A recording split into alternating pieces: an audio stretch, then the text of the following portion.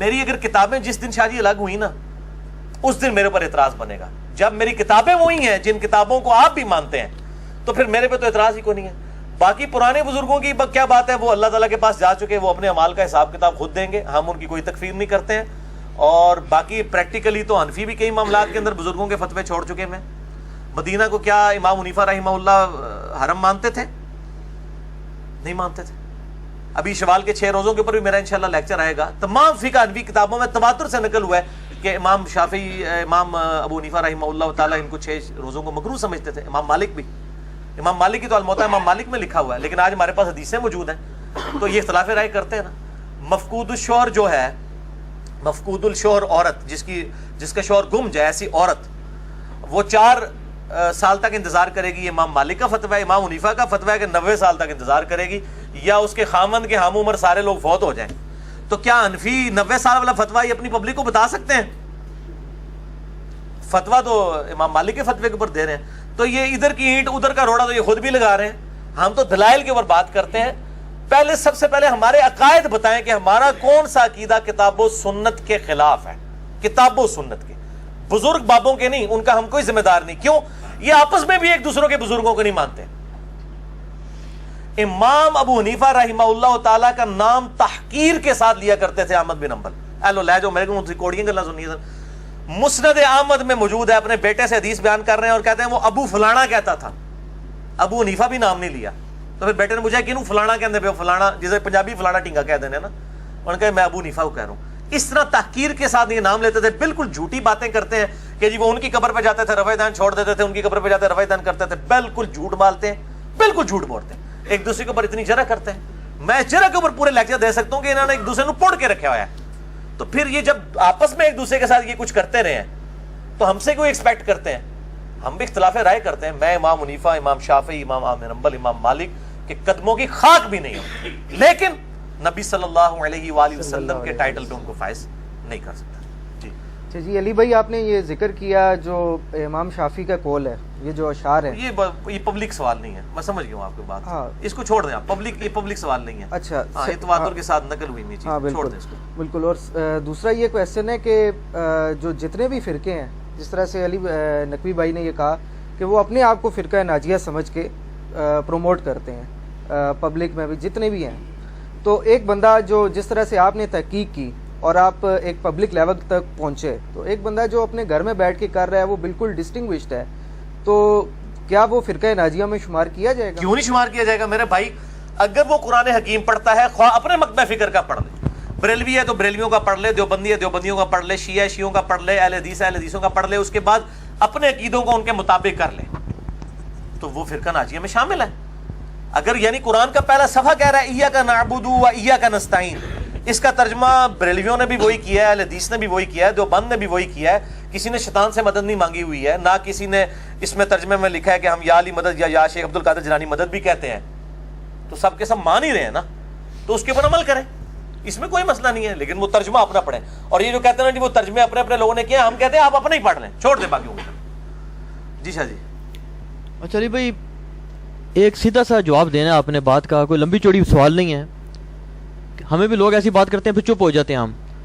آپ یہ بتائیں کہ آپ مجتہد ہیں یا نہیں ہیں؟ شاہ جی تسی میرے وکیل کیوں بنے ہوئے ہو, مجھے یہ نہیں سمجھ آتی. نہیں, آج تو آپ عدالت میں ہیں نا, پھر عوام کی عدالت میں. ٹھیک ہے, عوام کی عدالت میں آپ مجتہد ہیں یا نہیں؟ ادھر لگا رہے ہیں, آپ کی بات بہت زیادہ اونچی ہو رہی ہے, اوپر والے پورشن میں اوپر لگائیں ادھر. لیکن آپ جو بات چیت کر رہے ہیں یہ سارا اجتہاد ہے. جی ہاں, دیکھیں اگر میں نے کوئی تنظیم کھڑا کی ہے, کوئی فرقہ کھڑا کیا ہے, میں کوئی چندہ باکس آپ کے حوالے کر رہا ہوں, یا آپ کو چندے کی کوئی میں لسٹ دے رہا ہوں کہ آپ میرے نام کے اوپر یہ چیزیں اکٹھی کریں, پھر تو آپ ضرور کریں. ہم کب کہہ رہے ہیں کہ آپ ہمیں فالو کریں؟ ہم تو مسلمانوں کی مسجد میں ہی نماز پڑھتے ہیں. میری 2 نمازیں جو ہیں بریلویوں کی مسجد میں, دیوبندیوں کی مسجد میں ہوتی ہیں جو میرے گھر کے قریب ہے, اور 3 نمازیں میری اہل حدیث کی مسجد میں ہوتی ہیں, کبھی بریلویوں کی مسجد میں بھی ہو جاتی ہے. تو مختلف, میں شیعہ کی مسجد میں بھی چلا جاتا ہوں کبھی کبھار مجھے موقع ملے.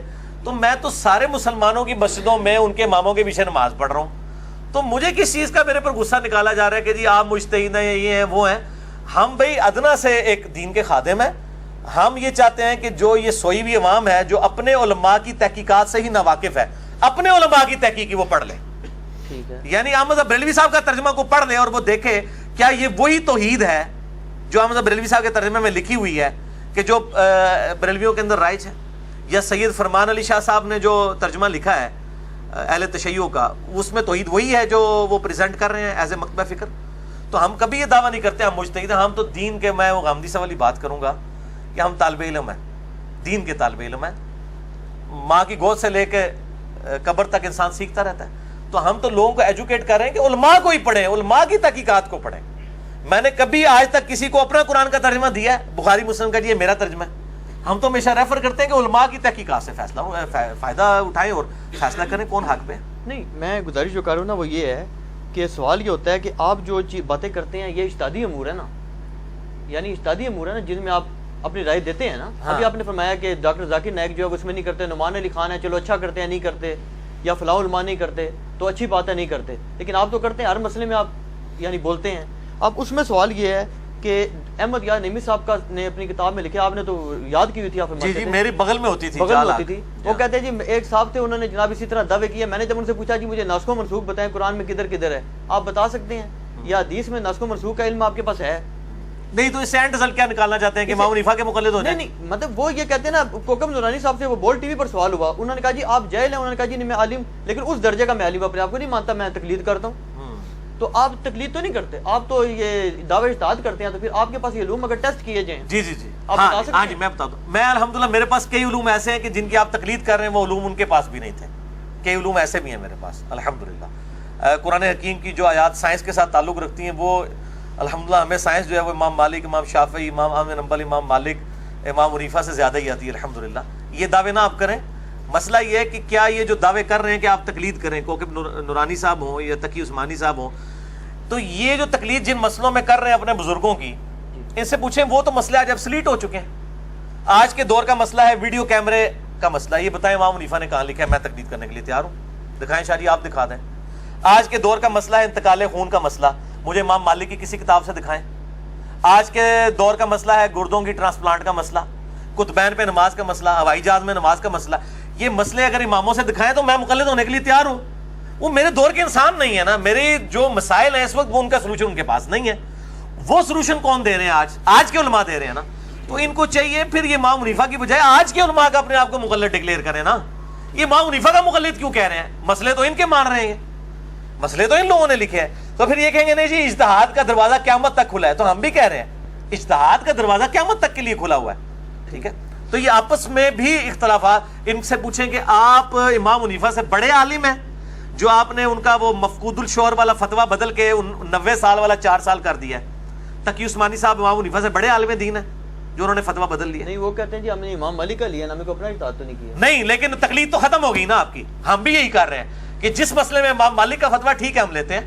اچھا ہاں بالکل. ہمیں یہ بتائیں کہ ہم نے کون سا ایسا عقیدہ اڈاپٹ کیا ہے یا ایسا کون سا فقہ کا مسئلہ اڈاپٹ کیا ہے جو اہل سنت کے مین سٹریم کے علماء کا نہیں رہا. جب یہ خود بدلتے رہتے ہیں اپنے فتوے، تو اگر ہم بھی دلائل کی روشنی میں لیتے ہیں، اگر میرے نزدیک یہ ہے کہ خون نکلنے سے وضو نہیں ٹوٹتا، تو یہ میرے عقیدے کا تو اکیلے کا تو عقیدہ نہیں تھا. تو امام شافعی کا بھی یہ موقف ہے، امام بخاری کا بھی یہ موقف ہے.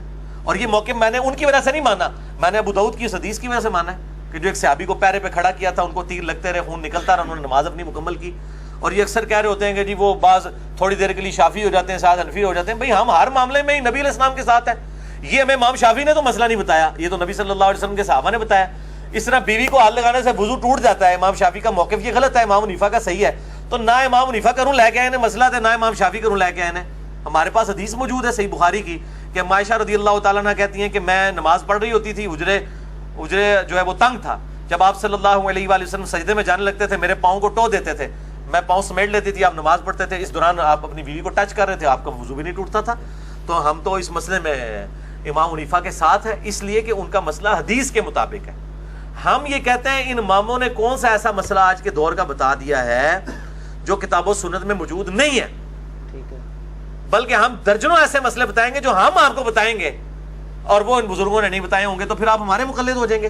اجتہاد کا کوئی مسئلہ نہیں ہے. عقائد کے اوپر ہم الحمدللہ دلائل، اور عقائد پہ جو خود کہتے ہیں کہ ہم تقلید نہیں کرتے ہیں، کہتے ہیں نا. ہاں بالکل. اچھا تو ان سے پوچھیں کہ عقائد میں امام حنیفہ کی تقلید کیوں نہیں کرتے؟ کیا امام حنیفہ بد عقیدہ تھے؟ نعوذ باللہ. اور ہے تھے، ان کے نزدیک تھے، ان کے عقائد ان سے نہیں ملتے تھے، اس لیے کہتے ہیں ہم مقلد نہیں ہیں. بھائی جس کے عقیدوں کے آپ مقلد نہیں ہیں اس کی فقہ کیوں لے کے چل رہے ہیں؟ جس کا عقیدہ ہی صحیح نہیں ہے آپ کے نزدیک، تو آپ کی اس کی فکر کیا لے کے چلیں؟ تو یا پھر آپ نے جو عقیدے جو لکھے ہیں اس کے اندر جال حق کے اندر مفتی احمد خان نعیمی صاحب نے، یا جو وہ ہے کتاب ان کی اختلاف امت اور صراط مستقیم میں یوسف لدھیانوی صاحب نے جو دیوبند کے عقائد لکھے ہیں، یہ ذرا امام حنیفہ سے ثابت کریں کہ امام حنیفہ قبروں سے جائز طریقے سے فیض لینے کے قائل تھے، المحند المفند میں جو شیخ خلیل سہارنپوری نے لکھا ہے، تو دکھائیں یہ عقائد ان سے، کہیں ثابت نہیں ہے۔ بلکہ وہ کہتے ہیں نہیں ہم تو عقائد میں ابو منصور ماتریدی اور ابو الحسن الاشعری کے پیروکار ہیں، یہ المحند کے مقدمے میں انہوں نے لکھا ہے، ان کے عقائد میں ان کے پیروکار ہیں اور فروع میں ان کے ہیں۔ ہاں ٹھیک، تو ان کو تو خود ہی نہیں کلیئر ہو رہا کہ اسی کس ٹائم اسی الحمدللہ عقائد اور فروع دو ہی امام اعظم محمد رسول اللہ صلی اللہ علیہ وآلہ وسلم دے پیروکار ہیں۔ اچھا یہ جو آپ کے سامنے احادیث کی کتب پڑھی ہوئی ہیں، جی جی، اگر یہ ساری کتب میرے جیسا ایک شخص پڑھ لے یا یہ سعید بھائی پڑھ لیں اور کیا جس سے یہ مسئلہ سمجھ آ رہا ہے، تو کیا یہ بات کافی ہے یا ہمیں یہ بھی بتانا پڑے گا یار اس سے سلف نے یہ فہم لیا تھا؟ آپ کا اس میں کیا موقف ہے؟ سلف کے فہم کو آپ مانتے ہیں یا نہیں مانتے؟ جی سلف کے فہم کو مانتے ہیں۔ اگر سلف کے فہم سے مراد یہ ہے کہ سلف آپ کو بتا رہے ہوں کہ یہ حدیث لکھی ہوئی ہے، اس حدیث کا مطلب یہ ہے، ٹھیک ہے۔ اگر سلف یہ کہہ رہا ہو حدیث پڑھنی نہیں چاہیے، یہ حدیث بیان نہیں کرنی چاہیے، تو پھر ہم کہیں گے کہ ایسے سلف کے ختنے چیک کرنے چاہیے کہ وہ مسلمان بھی ہے کہ نہیں، کہ جو نبی صلی اللہ علیہ وآلہ وسلم کی حدیث کے بارے میں یہ کہتا ہے کہ یہ حدیث بیان نہیں کرنی چاہیے، وہ یہ بتانا چاہ رہا ہے کہ نبی علیہ السلام نے یہ جو حدیث بیان کی یہ بالکل غلط کیا اور امت کو نہیں بتانی چاہیے تھی، نعوذ باللہ من ذالک، تو وہ کتمان حق کی طرف ہمیں گائیڈ کر رہا ہے۔ تو میں تو پھر وہ ایک مہذب الفاظ استعمال کرتا ہوں کہ ایسے سلف کے پھر خطرے چیک کرنے چاہیے جو کہتا ہے کہ حضور کی بیان کردہ بات کو آگے بیان نہیں کرنا، تا وقت کہ وہ یہ ثابت نہ کر دے کہ اللہ کے نبی نے خود فرمایا ہو کہ یہ بات جو ہے یہ خاص اس کے لیے، اس کو آگے بیان نہیں کرنا، جیسا حذیفہ ابن یمان کو منافقین کے نام بتائے اور پھر منع فرما دیا کہ آگے نہیں بتانے۔ تو جو چیزیں آپ صلی اللہ علیہ وسلم نے دلائل النبوہ کے کانٹیکسٹ میں بیان کی ہیں آگے اور وہ پبلک میں آگے ٹرانسفر ہوئی ہیں، وہ حدیثیں تو جو کہے گا بیان نہیں کرتا، تو پھر ہم سلف سے پہلے اس کا لائسنس چیک کریں گے کہ وہ مسلمان بھی ہے کہ نہیں، بغیر نام لیے خطرے چیک کریں گے اس چلیں آپ نے یہ بات اب کی ہے نا، بڑی آپ نے سخت بات کی ہے، یہ بتائیں کہ مشاجرات صحابہ کو آپ ڈسکس کرتے ہیں اوپنلی اور ہمارے جیسے جائے لوگوں کے سامنے اوپنلی ڈسکس کرتے ہیں، علماء کے حلقے میں نہیں کرتے؟ مانو پتہ ہے تو صحیح تھی آگے ٹکنا ہے۔ اچھا اب مجھے یہ آپ بتائیں کہ اس پہ سلف کا فہم کیا ہے؟ میں یہ کہتا ہوں جی شاہ جی، مشاجرات صحابہ اگر تو مجھ سے پہلے دنیا میں ڈسکس ہی کبھی نہیں ہوئے، میں نے ہی پتھر پھینکا ہے پہلا آ کے، پھر تو اسی میرے گل پہ وہ نہیں بتائیں کس نے کی؟ سارے ڈسکس کرتے آ رہے ہیں، پوری دنیا میں ڈسکس ہو رہے ہیں۔ سنی شیعہ جب کنفلکٹ بن گیا جی تو پوری دنیا کے اندر جنگ جمل صفین نہروان تو ڈسکس ہوتی ہے، ہمارے کورسز کے اندر موجود ہے، تاریخ اٹھا کے دیکھیں تاریخ کے کورسز کے اندر موجود ہے۔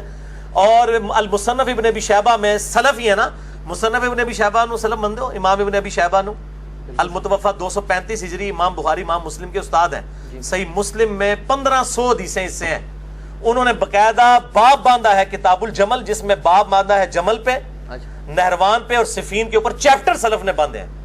تو مشاجرات صحابہ تو ڈسکس کیا، باقاعدہ چیپٹر بنا کے ڈسکس کیا، نہیں چیپٹر میں انہوں نے اوپر یہ چیپٹر بھی بنایا کہ جی حضرت علی حق پہ تھے یا حضرت امیر معاویہ، وہ حدیثیں لکھ دی ہیں نا جناب، حدیثیں لکھ دی ہیں، یہ حق پہ کیا نبی علیہ السلام خود بتا کے گئے ہیں، وہ تو آپ کے سرٹیفکیٹ کی ضرورت ہی نہیں ہے، آپ صلی اللہ علیہ وآلہ وسلم امت کو خود بتا کے گئے۔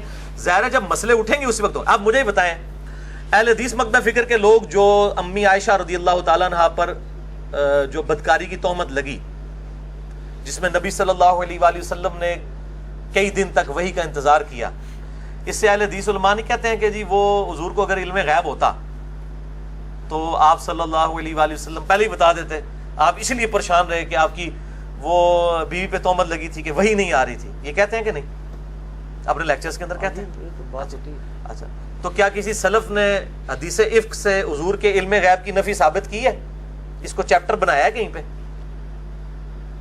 اسی طریقے سے جو صحیح بخاری میں آتا ہے، ابو داؤد میں ڈیٹیل آتی ہے کہ غزوہ خیبر کے موقع پر ایک یہودیہ نے حضور کی دعوت کی صلی اللہ علیہ وآلہ وسلم، زہر آلود گوشت کھلا دیا اور اس میں کچھ صحابہ شہید بھی ہو گئے، اور آپ صلی اللہ علیہ وسلم نے بھی اپنی زبان پہ رکھا اور پھر وفات سے پہلے وہی زہر عود کر آیا۔ تو آپ صلی اللہ علیہ وسلم کو اگر یہ پتا ہوتا کھانے سے پہلے کہ یہ اس میں زہر ہے تو آپ صحابہ کو بھی نہ کھانے دیتے، وہ کہتے ہیں نہیں دیکھیں اس سے پتہ چلا علم غیب نہیں تھا۔ کس سلف نے اس حدیث کے اوپر باب باندھا ہے کہ حضور کے علم غیب کی نفی؟ تو یہ نکلتی ہے، یقیناً نکلتی ہے، رزلٹ تو نکلتے ہیں۔ وہ کہتے ہیں جی چونکہ اب فتنے اٹھے ہیں تو رزلٹ بھی نکالنے پڑ رہے ہیں. اب بھی فتنے اٹھے ہیں. جب انٹرنیشنل لیول کے اوپر فیس بک پہ یوٹیوب کے اوپر خلفائے راشدین کی پرسنالٹیز کو ملائن کیا جا رہا ہوگا تو ہم ان کا دفاع نہیں کریں گے؟ کرنا پڑے گا. تو یہ مسئلے تو اٹھتے ہیں نا, تو پھر ظاہر ہے کہ اس کا جواب دینا پڑتا ہے. ہم تو جواب والے اینڈ کے اوپر ہیں. باقی رہا کہ احمد بن حنبل یا کسی کا یہ فتویٰ کہ مشاجرات صحابہ ڈسکس نہیں کرنے چاہیے, ظاہر ہے وہ آج کے دور کے انسان نہیں تھے, یہ ان کا فتویٰ ہے نا, قرآن و سنت تو نہیں ہے نا, یہ ان کا اپنا فتویٰ ہے. ظاہر ہے انہوں نے یہی سمجھا کہ نہیں کرنا چاہیے تو بہتر سمجھا ہوگا. آج وہ زندہ ہو سکتا ہے, ہمارے سے زیادہ بڑھ چڑھ کے بیان کرتے ہیں کیونکہ پرابلم سامنے آ رہے ہیں نا. جب ایشو سامنے آئیں گے تو پھر جواب لکھنے پڑیں گے. اچھا, یہ جو شیخ زبیر علی صاحب نے 51 سٹیپ میں نماز نبوی لکھی ہے, یہ کس سلف نے نماز نبی کے اوپر اس طرح کتاب لکھی ہو کہ ایک حدیث بخاری سے اٹھائی ہو, ایک مسلم سے, ایک ترمذی سے, اور سٹیپ بنا کے, یہ تو سٹیپ بخاری نے نہیں بنائے, مسلم نے نہیں بنائے. پوری نماز کا طریقہ تو بخاری مسلم میں موجود نہیں ہے. ساری احادیث کو جمع کر کے ہم سٹیپ وائز بناتے کرتے ہیں نا. تو ہم یہ کہیں گے پھر نماز کے اوپر کوئی کتاب نہیں لکھنی چاہیے. کسی سلف سے ثابت نہیں ہے کہ اس طرح سٹیپ بنائے کے. چیپٹرز بنانے کی بات نہیں کر رہا, سٹیپ بنا کے پورا تکبیر تحریمہ سے سلام تک نماز نبوی صحیح احادیث کی روشنی میں کڈو کی سلف نے لکھی ہے کتاب. تو بھئی جب فتنے اٹھیں گے اسی وقت فتنوں کے جواب دینے کے لیے اللہ تعالیٰ اپنے بندوں کو مبعوث کرے گا. ٹھیک ہو. اگر ہم ان کے جواب کے اوپر احادیث سے ہٹ کے کوئی بات کر رہے ہیں تو آپ ہمیں ضرور پکڑیں. اگر آپ یہ کہیں گے حدیثیں ہیں بیان نہیں کرنی چاہیے, تو میں نے تو امام مسلم کا فارم لکھ دیا ہے. ذرا دکھاؤ نا جی ایٹم بم, واقعہ کربلا کا حقیقی پس منظر 72 صحیح الاسناد احادیث کی روشنی میں. اہل سنت کی کتابوں سے 200 احادیث میں نے بخاری مسلم اور باقی کتابوں سے جمع کی ہیں, اصول کافی سے تو نہیں جمع کی ہیں, یہ سنیوں کی کتابیں ہیں نا. اور اس میں یہ دیکھیں, یہ سلف کا فارم کو بھی ذرا ہائی لائٹ کریں, یہ جہاں پہ میری انگلی ہے. امام مسلم نے لکھا ہے صحیح مسلم کے مقدمے میں کہ میں عوام الناس کے لیے حدیثیں لکھ رہا ہوں. تو میرے سلف امام مسلم ہیں, انہوں نے کہہ دیا عوام الناس کے لیے حدیثیں ہیں, میں نے بھی عوام الناس کے لیے حدیثیں جمع کر دی ہیں. باقی رزلٹ جنہیں نکالنا نکالتا رہے, بس سے زیادہ کیا کہوں. تو میں نے یہ کہا کہ اگر کوئی ہمیں یہ کہے گا کہ حضور نے تو بیان کیا تھا, آپ کو حق حاصل نہیں بیان کرنے کا, شاہ جی اگر یہ کوئی کہے گا نا کہ حضور نے جو بات کی ہے یہ حضور کو نہیں کرنی چاہیے تھی, یا حضور نے تو چلو غلطی سے نعوذ باللہ کر دیا, اب تم نے آگے حضور کی بات بیان نہیں کرنی ہے, خاموشی اختیار کرنی ہے, تو ایسے بندے کے پھر خطرے چیک ہوں گے کہ کوئی مسلمان تو یہ بات نہیں کر سکتا. اگر خطرے نکل بھی آئیں گے پھر اس سے اور چیزیں چیک کی جائیں گی. نہیں, علماء تمام اہل سنت کے جو مکاتب فکر کیے ہیں, میں یہ نہیں کہتا آپ درست ہیں یا وہ درست ہیں, یہ آپ بتائیں گے. تمام اہل سنت کے مکاتب فکر جتنے بھی ہیں جو اہل سنت کہلاتے ہیں, ان کا موقف یہ ہے کہ مشاجرات صحابہ کو ڈسکس کرنا یہ شیعوں کا منہج ہے, رافضیوں کا منہج ہے. تو یہ امام بخاری امام مسلم جو ہے وہ رافضی ہیں. انہوں نے جو حدیثیں نقل کی ہیں جو میں نے اس میں پمفلٹ میں بیان کی ہیں, ان کو رافضی کہیں گے. یہ تو امام بخاری اگر نہ حدیث لکھ کے جاتے مجھے نہ پتہ چلتا, یا پھر یہ کہہ دیں گے ان حدیثوں کو بیان کرنا حرام ہے تو بخاری کو بھی پکڑے, پھر یہ ترجمہ بھی نہ کیا کریں ان حدیثوں کا. میں نے پبلک کی آسانی کی خاطر اہل سنت کا منہج, اس سے پہلے کہ ہمیں کو رافضی آگے پڑھائے اہل سنت کا منہج, میں نے اہل سنت کی کتابوں میں تو خدمت کی ہے. یہ تو امت لیول کی خدمت ہے, یہ تو خلافت و ملوکیت اتنی بڑی خدمت نہیں ہے جو میں نے یہ پمفلٹ لکھا ہے کہ میں نے اہل سنت کی کتابوں سے سنیت کا مقدمہ پیش کر دیا. اس کا مطلب ہے آپ واک آؤٹ دینا چاہتے ہیں رافضیوں کو کہ آپ کا مقدمہ کمزور ہے. اگر میں نے یہ اپنے گھر بیٹھ کے کتابیں بنائی ہوں خود, پھر تو میں مجرم ہوں. تو میں نے تو اہل سنت کا مقدمہ اہل سنت کی کتابوں سے پیش کر دیا. ڈسکس تو امام بخاری امام مسلم نے کیا ہوا ہے, سکیٹرڈ فارم میں تھی, میں نے ایک جگہ جمع کر دی, جس نے آپ نے بھی کہی ایک سکیٹرڈ فارم میں چیزیں موجود تھی, ایک جگہ ٹاپک کے طور پہ جمع کر دی ہیں. تو اس میں کون سا حرج والی بات ہے؟ اس سے جو رزلٹ نکالے ہیں ہم نے, اگر آپ ان رزلٹ سے اختلاف کرتے ہیں تو وہ آپ کا حق حاصل ہے. ہم یہ کہتے ہیں ہم حدیث لکھ رہے ہیں, آپ اس پہ رزلٹ خود لکھتے ہیں, حالانکہ ان کو پتہ ہے ان کی ضرورت بھی نہیں رزلٹ لکھنے, ان کو پتہ ہے جو حدیث میں لکھا ہے وہی رزلٹ ہے. اچھا, اور میں یہ کلیئر کر دوں کہ میں تمام صحابہ اکرام رضوان کی عزت کرتا ہوں اس حوالے سے کہ میں ان کو حضور کی صحبت کی وجہ سے رضی اللہ تعالیٰ عنہ کہتا ہوں, حتیٰ کہ حضرت معاویہ, حضرت عمر بن عاص, حضرت بصر بن ابی ارطا اور حضرت مغیرہ ابن شعبہ رضی اللہ عنہم اجمعین, میں سب کو صحابی مانتا ہوں الحمدللہ ڈنکے کی چوٹ پہ, اور ہر لیکچر میں یہ کہتا ہوں. لیکن اس صحابیت کی بنیاد پہ جو کچھ امت کے ساتھ انہوں نے کیا, اور نبی صلی اللہ علیہ وسلم نے پہلے ہی بتا دیا کہ یہ کچھ کریں گے بخاری مسلم کی حدیث کی روشنی میں, آن دا بہاف آف پروفٹ میں ان سے اختلاف رائے رکھتا ہوں. میری مجھ نہیں کسی نے پائی کھولی, میرے ذاتی کسی نال کوئی مسئلہ نہیں ہے. دین کے ساتھ جس نے معاملہ بگاڑا ہے, اور حضور خود کہہ کے گئے ہیں, اب مجھے بتائیں کوئی شخص اپنی بیوی کے بارے میں یہ اوپنلی بات کرے گا کہ میری بیوی یہ کام کرے گی, اور اللہ کے نبی نبی ہیں اور کہہ رہے ہیں کہ میری بیوی پہ حوض کے کتے بھونکیں گے, حدیث سے متواتر ہے, اما عائشہ پہ جب بھونکے تو ان کا میں واپس جاؤں گی, جمل کے لیے نہیں جاؤں گی. اللہ کے نبی صلی اللہ علیہ وآلہ وسلم نے سیدہ عائشہ کے بارے میں اتنی بڑی بات امت تک پہنچائی ہے, تو یہ دروازہ تو آپ نے کھولا نا, نعوذ باللہ. They are trying to teach their prophet صلی اللہ علیہ وآلہ وسلم. میرا خیال ہے کافی ہے, اور یہ ان جاہلوں کی آپ کی باتیں، یہ آپ جن جاہلوں کی باتیں پیش کر رہے ہیں نا، ان کو کوئی آٹے میں نمک بھی نہیں ہے. ہماری آواز الحمدللہ ملینز آف پیپل تک پہنچی ہے. لوگ کہتے ہیں جی بڑی آپ کے خلاف کلپ دیکھتے ہیں، لیکن جب آپ کی کوئی بات سنتے ہیں، وہ جب کاؤنٹر چیک کرتے ہیں نکلتی ہے، باقی جتنی بات کرتے ہیں وہ نکلتی نہیں ہے. آپ بات نہیں. تو اس کو کنکلوڈ، اس کو چھوڑ دیں ادھر. میں نے 100 سوالات جو آپ سے 157 مسئلہ ریکارڈ کروایا، اس میں اس ایشو کے اوپر بول چکا ہوں. لہٰذا اس کو میرا خیال ہے ان چیزوں کو اسکپ کریں آپ اور سوالات کریں.